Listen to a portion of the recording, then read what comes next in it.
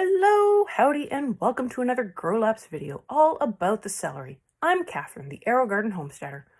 I thought celery might be an interesting and fun thing to grow, and you know what? It certainly was. It began with some of the tiniest seeds I have ever had to plant in an AeroGarden. So, of course, I totally put too many in each pod. But never fear, I managed to tease the extras out of the pods and went for the desired 4 pods to a whopping 12 pods. The celery was a slightly slower germinator, but it did germinate well in the pods. Some things don't seem to enjoy that always wet sponge, but celery fared well. Once they were doing well, I graduated them up to a bounty because celery gets big. I did pack as many as I could in one bounty, but I knew that wouldn't work long term, so I eventually divided them up between 2 bounties with 6 in each. This was still too many per bounty, but more on that later. The celery did very well and seemed to grow well week by week, but eventually I began getting browning on some of the inner leaves, almost like the inner tip burn I get on lettuce.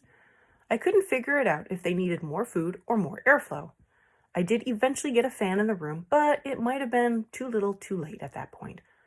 The celery continued to grow, but the stalks were still very thin. I attributed this to the overcrowding, which contributed to several factors. With 6 plants in the bounty, they were really sucking down the water, which created hollow stems. The plants were crowded, and so airflow was an issue. And because there were so many plants, food resources might have also been an issue. On some of the celery, I was also getting browning on the stalk. It's hard to describe what it was, but the stalk looked like it had some dirt on it, but it was more like a brown scab forming on the stalk.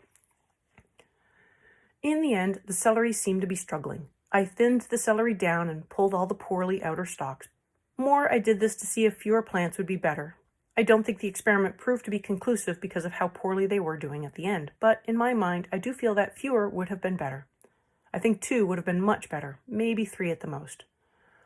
The celery did go for a decent amount of time, running for 19 weeks. I do feel that if I hadn't overcrowded them, I likely could have gotten more out of each plant. What I would like to try for the next time I grow these would be to put fewer in each bounty, say 2 to 3 max, and as they get bigger, I will also try feeding them more. I wonder if that was what was causing the browning on the stalks. For the most part, I tried to not waste anything. Any celery I harvested that I didn't use to eat, I put in the freeze dryer to save for later use as a powder. This way I could get the celery taste without having fresh celery. A pretty handy thing, I must say. Overall, I do think that celery was worth growing. But I will have to do this again with fewer plants and possibly more food once they get bigger. I have slowly been learning that with the bigger plants, they do require more food, no matter what the instructions say. I have now been trying to take my cues from the plant itself, so this will make a comeback in the next winter garden. I might even see what other varieties of celery my local store has. I have linked the playlist both for the whole garden updates as well as all of these grow lapses. If you find this useful, please give the video a like so other people can also find this video, and a subscribe so you know when the next video is uploaded. And I will see you next time on the Aerogarden Homestead.